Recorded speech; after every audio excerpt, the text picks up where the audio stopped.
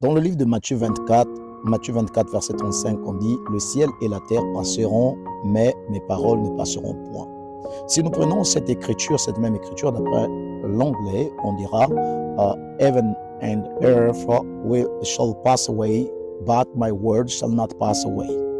Qu'est-ce qu'on veut découvrir là-dessus? Vous allez trouver que non, le mot qui nous intéresse aujourd'hui, c'est le mot « passeront ». Donc le verbe « passer ». Le ciel et la terre passeront. Regardez que non, d'après la version Roi Jacques, donc King James, et on traduit que non, le mot passeront par pass away. Or que le mot pass away veut dire l'anéantissement, la destruction totale. Or, comme si le ciel et la terre vont être anéantis totalement pour qu'il y ait encore quelque chose de nouveau qui sera présenté aux humains. Mais en fait, la traduction du Roi Jacques n'était pas la meilleure des traductions, parce que si nous prenons l'originalité, parce que l'Ancien Testament est écrit en hébreu et le Nouveau en grec, Paul va traduire le mot, le Nouveau Testament va traduire le mot passeront par le mot parerekomia.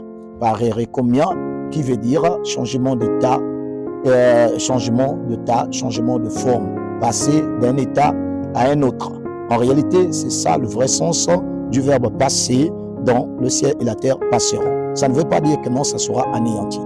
Pour mieux comprendre cela, si nous prenons dans le livre de Tite 3, verset 5, on va utiliser le même mot, passeront. Regardez par exemple, en anglais, on dit « Not by works of righteousness which we have done, but according to his mercy, he saved us by the washing of regeneration and renewing of the Holy Ghost. » Qui sera traduit par « Il nous a sauvés, non à cause des œuvres de justice que nous aurions faites, mais selon sa miséricorde par le baptême de la régénération et le renouvellement du Saint-Esprit. » Qu'est-ce que nous voulons dire par cela? C'est que le mot « renouvellement » ou encore « régénération » est utilisé, le même mot grec « parerekomia » est utilisé par le mot « regeneration » encore « régénération ».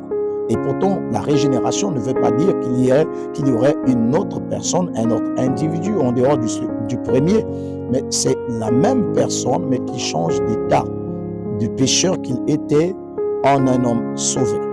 Donc, c'est pour vous dire que non, la terre ne sera pas anéantie, mais ça va passer d'une terre contaminée, une terre pécheresse, à une terre sainte, une terre purifiée.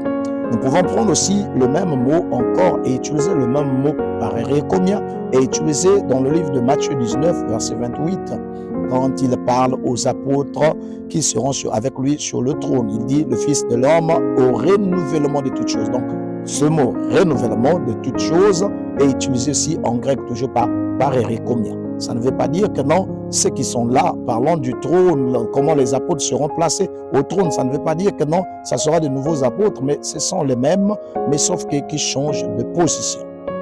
Nous pouvons prendre dans le livre de Jean 11, verset 44. Dans le livre de Jean 11, on nous parle de l'histoire de Lazare. Lazare qui serait mort et ressuscité. Et quand Jésus prononce des paroles en disant Lazare sort. Quand Lazare sort, il sera toujours lié et il aura de bandages partout. Mais malheureusement, ou encore heureusement, Jésus ne va pas s'arrêter là. Il va dire déliez-le et laissez-le partir.